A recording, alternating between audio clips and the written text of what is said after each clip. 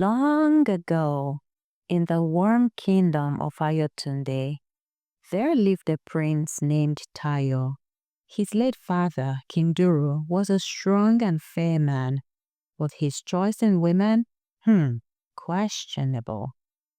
After the queen died, the king married a beautiful woman named Malika. Now, she wore a hair tie like a crown and walked like she owned the breeze, but she had eyes that saw too much and a smile that hid secrets. Tyre was young when she came, full of fire and big dreams for his people. He would sit with the market women, talk to the palace guards, and help carry water when he thought no one was looking. People loved him, but that was the problem. Because the queen, she wanted a throne, not to share, but to keep. They say power is sweet, but Queen Malika made it sweeter than honey. Ever since King Duro passed, she had ruled Ayotunde as the regent queen. And oh, she wore that crown like it was made for her. The Council of Elders had given her time. They said she would hold the throne until Prince Tayo came of age. But as the years passed, something strange happened. Tayo did grow into a fine young man, in fact, tall, thoughtful, and wise beyond his years. The people adored him. The palace staff whispered, "See how he walks just like his father." Even the market women would chant his name when he visited in disguise. The elders started to murmur, "It's time. He's ready. Let him rule." But Queen Malika, she smiled. She clenched her teeth behind closed doors. You see, Malika had tasted power. She had moved the palace like a chessboard.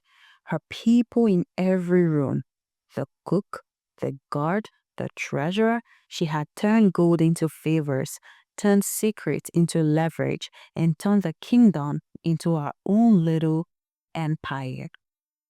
Giving it up to a boy, even if he was the rightful heir, never. So she poured honey into the elder's ears. Just a little more time, she said. He still lacks experience, she claimed. The kingdom needs stability. But they worried fools, and she knew time was running out. So she made a plan. Now listen, this wasn't any shallow, sloppy plan. This was premium evil with garnish. First, she invited Prince Tayo to her royal chambers. She served him hot pepper soup and called him, "My dear son." She smiled like a cat that had just found the door to the chicken coop. "You have grown so well," she said sweetly. "The people love you." "Yes," Tayo said, confused but polite. "Thanks to your guardians." Lies, but he was trying to be civil. "Then it's time," she continued, "for your first mission to represent the kingdom across the sea. A simple diplomatic journey to strengthen ties with our neighbors." He agreed. Of course he did. She was a queen after all. But while he packed his royal robes and ceremonial staff, Queen Malika was packing his grave. She hired a crew loyal to her. Quiet men, paid well, promised land if they returned, or more if they didn't. The boat was stocked, but not for travel, for sabotage. Rotten ropes, cracked mast, just enough food to last a few days, and a route charted straight into storm season. Not the direct path, but the deadly one. She even gave the captain a sealed scroll to deliver to their host. Of course, it was blank. Just in case the boat didn't sink, they would still be stranded, accused of false dealings, and forced to vanish in shame. Her hands clean, her smile untouched, her throne secured, so she thought. But my friend, the sea doesn't play palace politics. As Tayo climbed aboard, that doomed boat, somewhere in the distance, the wind laughed because the queen just messed with the heir to the throne. The day Tayo set sail, the sun was unusually shy. Gray clouds lingered. The breeze was restless that day. Even the birds refused to fly too far away from land. But Tayo, dressed in royal blue and gold, stood tall, calm, even excited.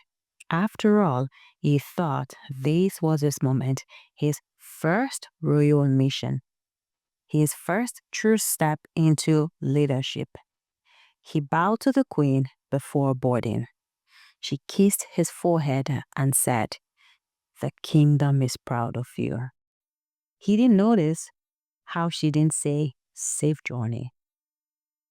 As the boat pulled away, she stood at the edge of the dock, waving and smiling, and silently counting down the minutes until the sea swallowed him whole. Now, let's talk about this boat. It looked very fine from the outside. Shiny wood, golden trims, flags flapping dramatically in the wind, but underneath, that thing had more problems than a soap opera marriage. Prince Tayo began to feel uneasy the second they lost sight of land. "Captain, we're off course," he said. "Eh," the man replied, pretending to squint at the map. "Ah, my prince, this is the scenic route." Scenic, as if pirates would wave, "Hello, scenic view." Hours turned into a full day. The waves grew violent. Thunder began to rumble like angry ancestors. Tayo stood at the deck, gripping the rail. Something was wrong, deeply wrong. And then it happened. The storm came like a jealous ex, uninvited and full of drama. The sky tore open. Rain slapped like it had a personal vendetta. Lightning danced on the water, and the boat, already weak, groaned like a dying man. The mast snapped. One of the crewmen fell into the sea. No one rushed to save him. The captain? He disappeared below deck and never came back up. Tayo tried to help, but a blow to the back of his head sent him crashing to the floor. Someone had struck him, not the storm. Just before his vision blurred completely, he saw it, one of the queen's men, smirking as he tossed something overboard. The last thing Tayo remembered was the sea swallowing him. But that was not the end, because somewhere beneath the waves, something stirred, a memory, a promise. Prince Tayo wasn't just royal blood, he was Duru's blood, and Duru's blood did not drown. The sea, in all her rage, wrapped him in cold arms and tossed him to shore like, "This one is not yours to keep." When Tayo washed up on the sands of Idugbe village, coughing, broken, and barely breathing, it wasn't his time. He didn't know it yet, but the storm had only done half the job. Because death tried, but the sea said no. On the edge of Udugbe village, where the sea sighed against rocks, lived an old fisherman named Jeay. Now, Jeay was not the kind of man who liked plenty visitors. He woke up with the sun, talked to his fishing net more than he talked to people, and swore the sea owed him money. Kids ran when they saw him, not because he was wicked, but because they knew that if they asked him one silly question, he'd chase them with his rubber slippers. The man didn't have any time for drama or foolishness. If it's not fish, firewood, or food, carry it and go. That was his motto. So when he found a half-dead young man washed on the beach, his first reaction wasn't concern. It was confusion, then suspicion, and then irritation. Who dropped this one here like Gary's sack?" he muttered, nudging the motionless body with his foot. No answer, just coughing, then groaning. "Well, he's not dead," Babajide sighed. which means he will be eating my food. He dragged the young man, soaked, bruised, and unconscious, back to his small hut, grumbling all the way. Now I have to boil water. Who sent me work this early morning?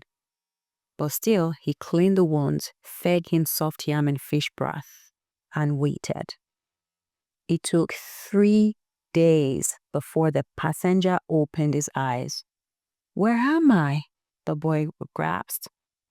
"You are in my house," Babajide grunted, not looking up from gutting fish.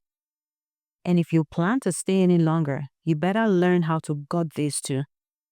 The boy, Prince Tayo, blinked, confused. "I think I fell from a boat." "You think?" Babajide raised one eyebrow. "You fell like a coconut, loud and useless, eating my food." Over the next week, the two men danced around each other like mismatched sandals. Tayo trying to remember so hard, and Babajide pretending not to care. But things slowly softened. Tayo started helping around. He fixed the broken stool, fetched water, asked about fishing, never complained. Babajide was noticing. Then one day, as they sat on the beach watching the tide rolling, Babajide finally asked, "So, what's your name, boy?" "Tayo." "That short for anything?" "Prince Tayo of Ayotunde." A pause, then laughter, then louder laugh, then full on, "Ah, this boy is mad." "Ha, so I rescued royalty," Babajide snorted. "Where is your crown? Inside your trousers?"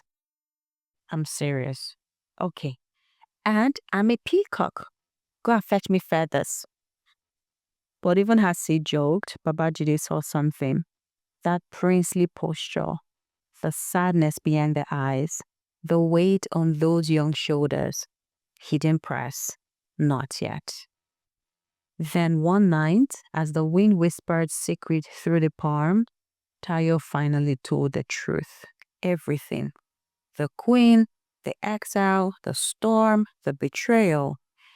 When he was done, there was silence. Babajide took a long sip of palm wine, wiped his mouth, and said, "Well, you're fortunate the sea spat you out in front of me. Some other fishermen would have sold you for small change and 2 goats."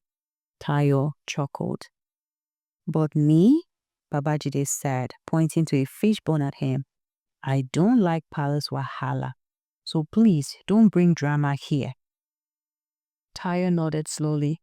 "I just don't know what I'm supposed to do now." And Babajide, looking out at the waves, said something Tayo will never forget. "The sea didn't let you die. That means you are not alone. So stop acting and start thinking like a man with unfinished business." Back in the palace, Queen Malika was glowing, or pretending to. Banquets were held in her name. Dignitaries brought her gifts like she was the moon herself. And the people, well, they missed their prince, but they were told he was busy bringing honor to Ayotunde. So they believed her. Or they tried to. But the elders were no fool. They'd been quiet, yes, watching and listening. At the last council meeting, Elder Kunle leaned forward, voice slow like he was stirring trouble on purpose. "My queen, the boy's journey grows longer than expected. Tell us again, when did you say he would return?" Malika smiled, that slow, sloppy smile that hid daggers. "He will return when the mission is complete." "Relax. Which mission exactly?" another elder asked. "Because the last letter we received was weeks ago." Silence hung in the air like smoke. Malika sipped her palm wine slowly. "I trust the prince. He knows his duty." But her fingers tightened. Behind closed doors, Malika stopped playing nice. She called her advisor, the shadowy Chief Ajaka. I want eyes on every village by the eastern coast. Discreet. If they so much as hear someone humming the prince lullaby, I want them dragged here blindfolded. Yes, my queen. And if he is alive, we finish what the sea failed to do. But the palace was changing. One of the handmaidens grew up in Idukwe. She heard stories from her cousin. She saw her queen pacing more, sleeping less, speaking to herself. She began to wonder. Another guard, loyal to the late King Duro, was also starting to doubt. Something about the way the queen silenced anyone who asked about the voyage didn't sit right. And worst of all, the people were starting to remember more of their prince. The way Prince Tayo spoke with kindness, the way he treated farmers and fishermen like family, the way he looked when he stood at the gate waving at children. If he was dead, why no burial? Why no tears from the queen? Why no day of mourning? If he was alive, where is he? Why is he not coming back? We miss him. The whispers were turning into full-blown questions, and the throne was getting hot, and Queen Malika could feel it. Every breeze felt like breath on her neck. Every knock on her door felt like fate ready to snitch. But she wasn't going down without a fight. No, no. If the boy was alive, she would burn the truth before it reached the palace gates. At first, it was just a rumor. A drunk sailor muttering in a tavern. A boy whispering in the market. A fisherman from outer villages saying he saw a man wash up on the far shores, barely alive, but regal looking. Nobody paid it any mind until they did. Because the boat that left with Prince Tayo never came back. Not even the wreckage. Just silence, too much silence. In the palace, Queen Malika sat on her velvet throne, still wearing her calm like it was stitched into her skin. She smiled, gave public speeches. She told the people, "Our dear prince has taken a noble voyage. He shall return soon with glory." But behind the scenes, she was already rehearsing his funeral speech. That was a plan after all. The rumors started again. It began with the palace cook. She was in the market buying pepper with an old friend when she heard someone says, "Ha, you people said Prince Tayo traveled?" "Yes," she replied cautiously. "Diplomatic mission." The woman leaned closer. "Then how come one trader saw someone who looked just like him dragging a net in a fishing village not so far away from here?" The cook laughed nervously. Impossible. But that night, she couldn't sleep. A week later, one of Malika's spies returned, sweating like boiled yam. "My queen, I heard rumors." "What kind?" "The kind that travel like smoke, slow but always finding cracks." She narrowed her eyes. "Speak clearly." "There's a talk in Idukwe village. A young man washed ashore during the last storm, tall, wounded, said to carry himself like royalty." Queen Malika's wine cup paused mid-air. "Did anyone confirm who he is?" "No, my queen, no name, but what?" One child swears the man greeted him with the same phrase Prince Tayo used at the last festival. Malika placed the cup down slowly, gracefully, but her eyes fire. From that moment on, she stopped smiling in her sleep. She stopped trusting the silent. She started checking shadows. She summoned the captain who was supposed to report back after sinking the prince, but he never showed up. He was either lost at sea or running from something. She called for a map, marked the coastline, sent new spies, not to investigate, but to erase. "If he is alive," she said to her advisor, I want him gone before the people know, before the elders start asking questions, before someone calls him king. But alas, secrets don't like to stay buried. Not in a kingdom where even the trees have ears. And not when the prince who was supposed to drown is now learning how to rise. Meanwhile, Baba Jide sat cross-legged in his hut, Tayo sitting across from him, newly confident but still carrying that quiet storm behind his eyes. They spent weeks side by side, mending nets, trading stories, dodging nosy goats, and now it was time. "You're walking stronger," Babajide said, eyeing him. Tayo smiled. "I feel better now." "Do you remember who you are now?" "I never really forgot, just needed to survive first." Babajide nodded, then took a long, satisfying sip of his palm wine. Then he set the guard down slowly. "Well," he said, licking his fingers, "let's get your kingdom back." Tayo blinked. "That is it." "What were you expecting? A trumpet? Lightning?"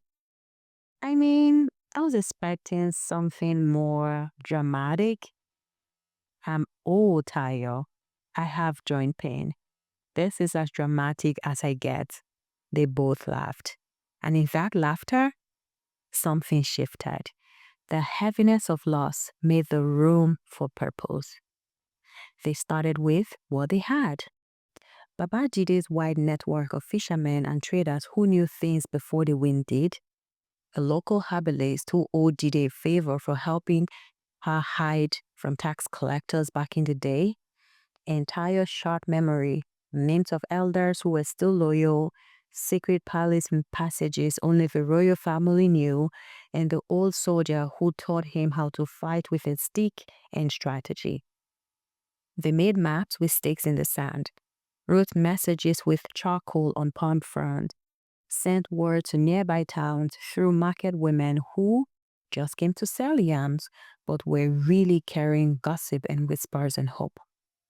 Then came the knock. 3 knocks, sharp but familiar. Babajide stood up, gripping his walking stick. "Who is there?" he barked. "It's Tenny," came the reply. They froze.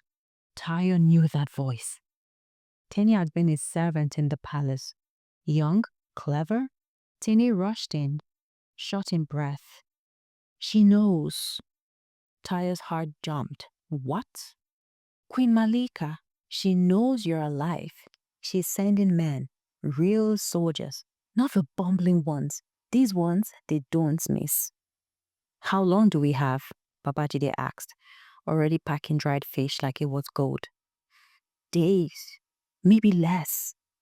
"But that's not all," Tini said, voice dropping low. "There are people in the palace, elders, guards, even 2 of the queen's own council. They are waiting for a sign, waiting for you." Then Babajide slapped the table, grinning like a man who just won a fresh pot of soup.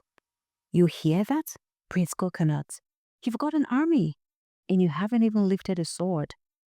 Tayo smiled, not out of ignorance, but out of hope. "Then it is time," he said, standing tall, eyes on the horizon. "I'm done hiding. We take back the kingdom. One whisper, one village, one truth at a time." In Queen Malika's court, the Meiji had always been her most trusted sword. Sharp, quiet, loyal. At least, that's what she thought. She had served the palace since King Duro was alive. So Tayo grew from a wide-eyed boy to a young man with fire in his spirit. He trained him once in the courtyard, even sneaked him fried yam from the royal kitchen.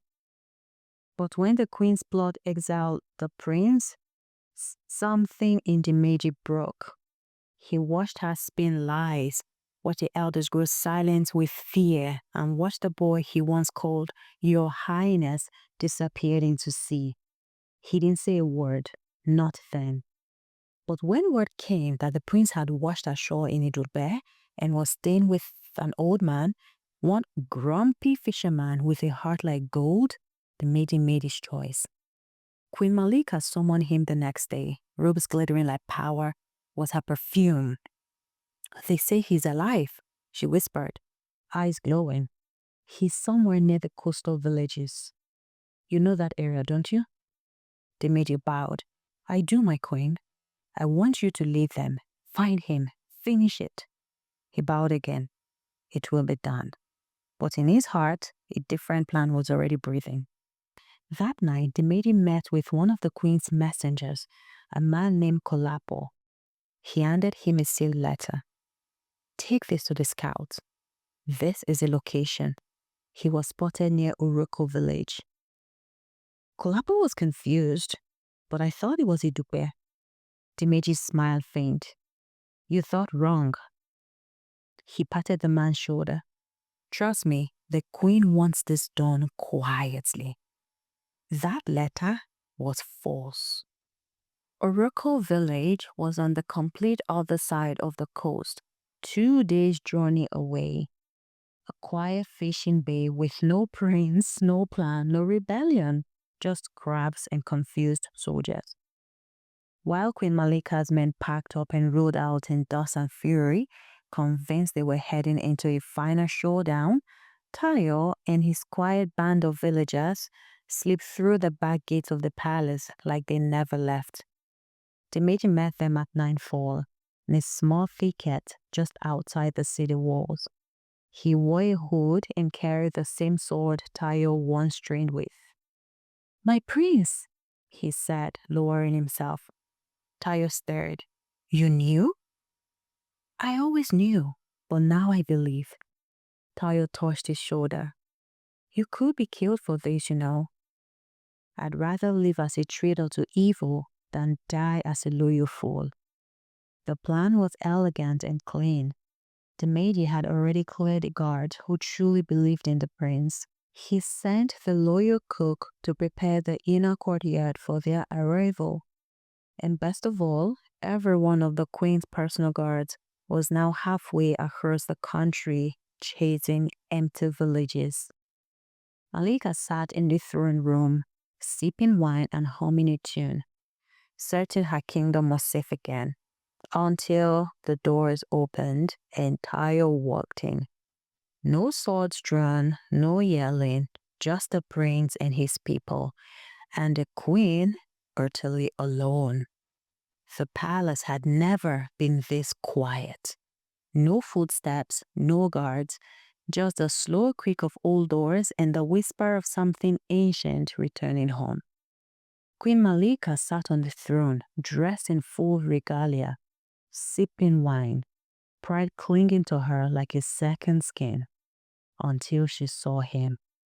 Tayo, alive? Standing at the far end of the hall like a prophecy she forgot to erase. Behind him stood Dimeji, Babajide, Tenny, and a quiet group of villagers, fishermen, market women, and even 2 palace cooks who just came to drop something small. Malika stood up slowly. You dare to walk into my palace? Tayo didn't flinch. My palace, he said gently.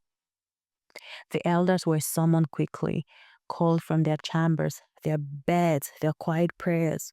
They entered the great hall, robes rustling, faces tight with confusion. Then they saw him. Some gasped. One dropped his walking staff. Tayo, Elder Mako whispered. Yes, Baba, I'm here. But how? A lie tried to bury me, he said calmly, but the truth floated. Malika's face twisted. This is madness. He's no prince. He's a fraud, an impostor. I sent him on a mission and he vanished like a coward. Or like his son pushed into the sea, the maiden interrupted, stepping forward. And now returned like only royalty can. The elders turned to her, then to Tayo, then to each other. They remembered. Elder Ife cleared her throat. Queen Malika, if he is truly who he is, Let him speak. Tayo stepped forward. I didn't come for war, he said. I came for truth. He looked around the wall, the palace where his father once ruled, the place where he was supposed to grow into his name. I know what it means to be betrayed, to be tossed aside, to feel forgotten. He looked at Malika, but he didn't raise his voice. I also know what it means to be saved, to be believed in, to be given palm wine by strangers who became family. He turned to his elders. I don't want to rule with fear. I want to serve with memory, with compassion, with people. Then everyone began to clap slowly. Baba Jide wiping his eyes with one hand and clapping with the other. The elders stood one by one. They bowed. Tayo, son of King Duro, prince of the land, heir to the golden stool, we see you. Queen Malika stepped back, shaking her head. No, no, this is not how it's supposed to end. And Tayo, he walked up to her, not with guards, but with peace. I won't exile you, he said. That's not who I am. But you will step down today. The next day, the fishermen returned to their boats, the people filled the palace grounds, and from the tallest tower, the royal cloth was raised, not because someone fought for it, but because someone returned for it. The end. If you love African stories, folklore, you are in the right place. This is where African stories meet its plot. Please do not forget to like, comment, and subscribe for more stories by Jeay.